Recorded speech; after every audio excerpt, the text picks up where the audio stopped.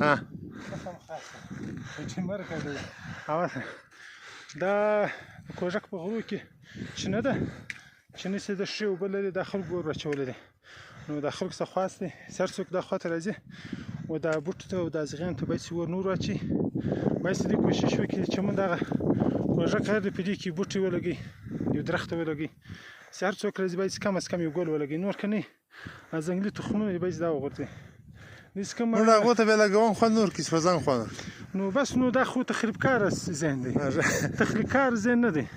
نو دا خو ښه خبره نه شوه باید زموږ یو خلکو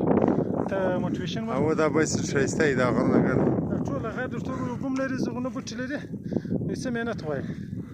هر سړی چې راځي په ګاډۍ کې باید چې څه ځنګلي تخم رایي وپاشي دا به ډېر د خیر کار وي په څو کالو کې به دا ګرده غر زرغون شي انشاءالله بس دا زموږ مهم دی هګۍ